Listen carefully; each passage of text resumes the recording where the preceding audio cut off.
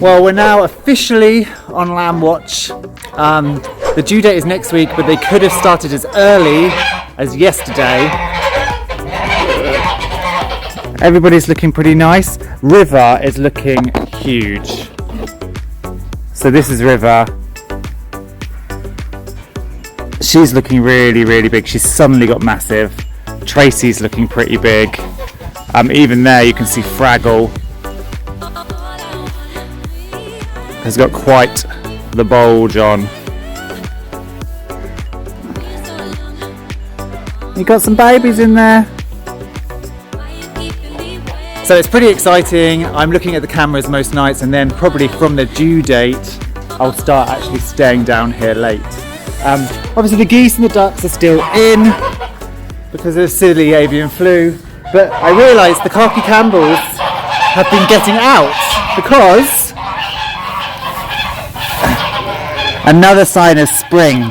Every morning I find a little collection of eggs down here, which is good because it makes them clean and easy to find. But it does mean that the ducks are escaping to lay their eggs and then going back. So I need to find where they're getting out.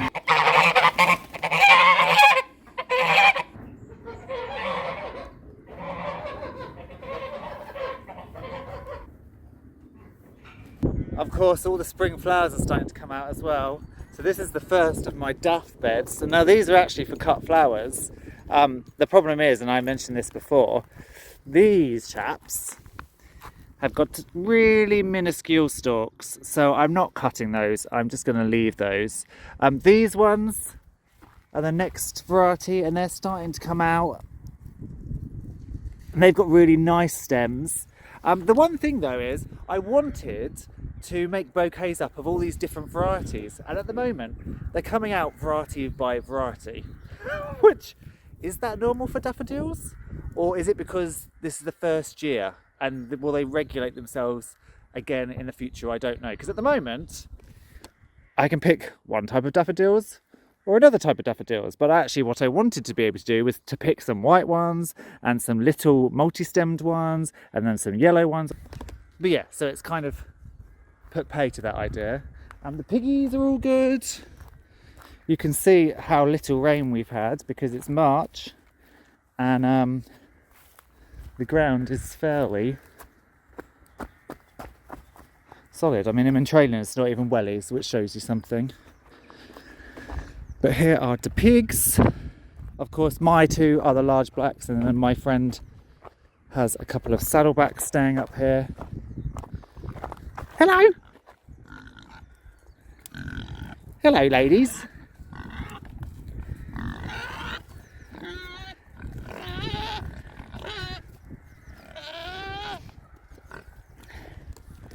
And on a day like today, definitely feels like spring is coming. Or actually, maybe spring is even here.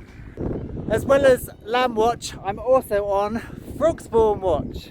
It's a really good indicator that spring is on its way. Now my friends in London already have it, but it's several degrees warmer in London, so they always get it first.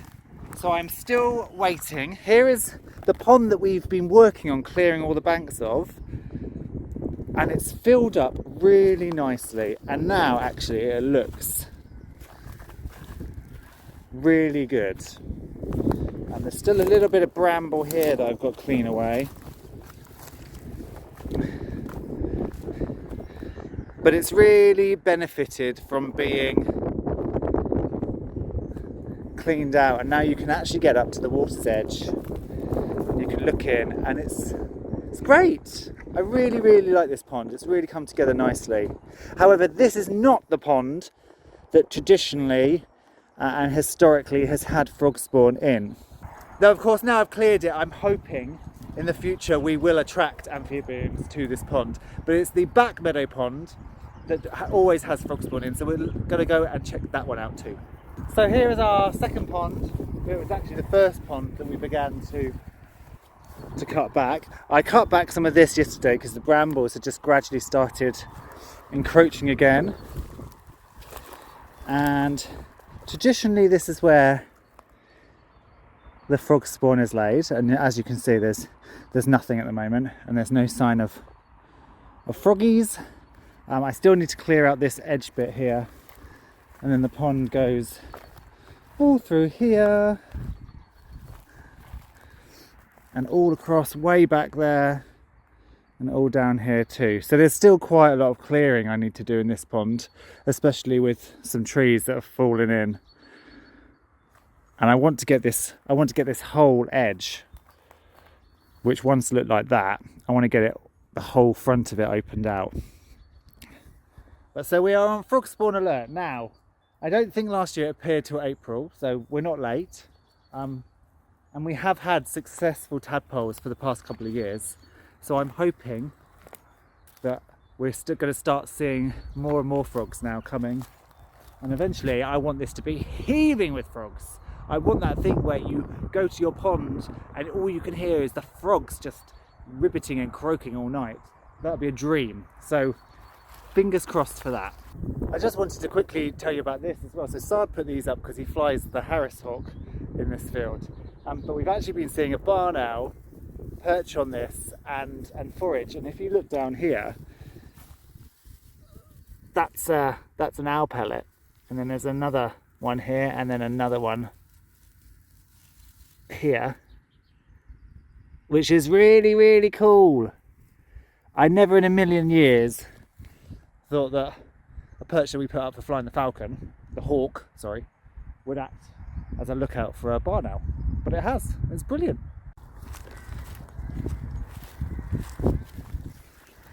Now it's not obviously actual spring for a couple more weeks, but that's just a date that humankind have come up with.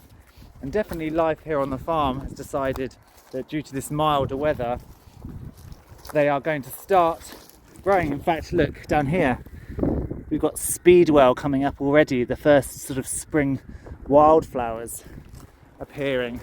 And in the pit, we've seen huge amounts of activity from the badgers and the foxes. So here is the edge of our pit, and this is where we have our wildlife cam. So I have a friend's wildlife cam, where is it? Just down here on this stake, and then my cam is over on this tree, and this bank, this den, this set is occupied by both badgers and foxes.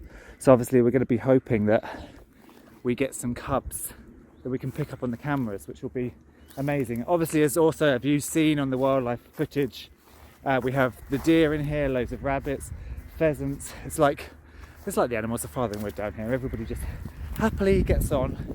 And then round the corner by the road, the rooks have really started to build their nests now, so the rookery's really got going. And there's also been a pair of buzzards that normally nest in the forest right over there, and in fact maybe this is a new pair, but we have the buzzards that go over there, and then we've got a pair of buzzards that seem to be coming into the pit, so maybe we're going to have a new nest of these birds of prey in the pit. Now, as you can hear, the rooks are all above us, and here are their nests, and they traditionally seem to get nesting before anything else does.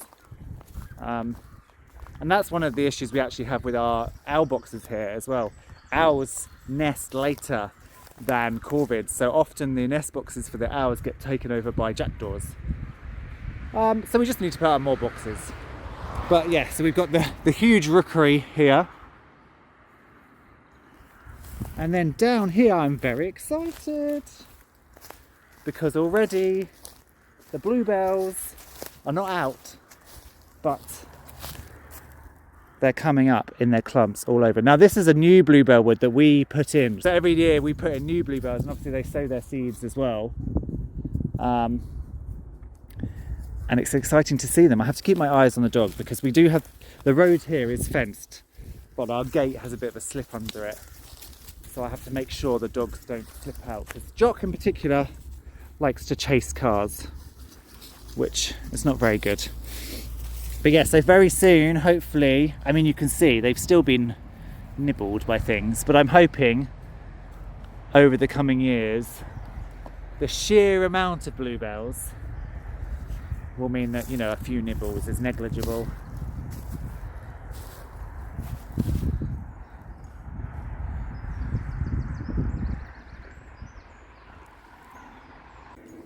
whilst I am grower of vegetables and flowers and keeper of animals, I have to say the Sard has risen to become Lord of Projects, and he is currently over here mending the roof on my shed.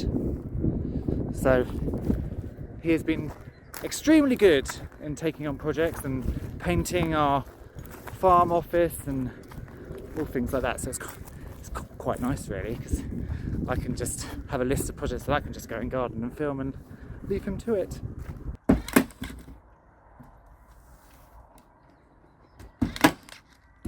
Now, as you know as well from the other day, we lost the rabbit kits, and I wouldn't ordinarily do this, but we need to have rabbit kits sooner, because we have myxomatosis and RVHD2 over here, which is horrible diseases for rabbits. So I need to have my kits earlier in the year, so by summer they're old enough to either put into the freezer or sell, because otherwise the diseases in the summer come along and get them. So I did actually rebreed Liara today.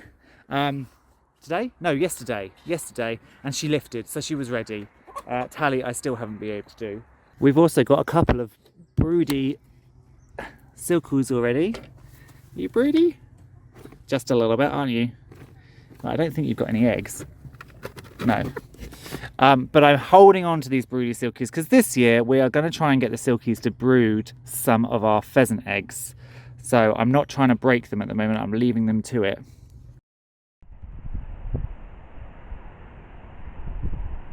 If you've enjoyed this episode, then don't miss out on last week's roller coaster week, where we had highs and lows with our animals.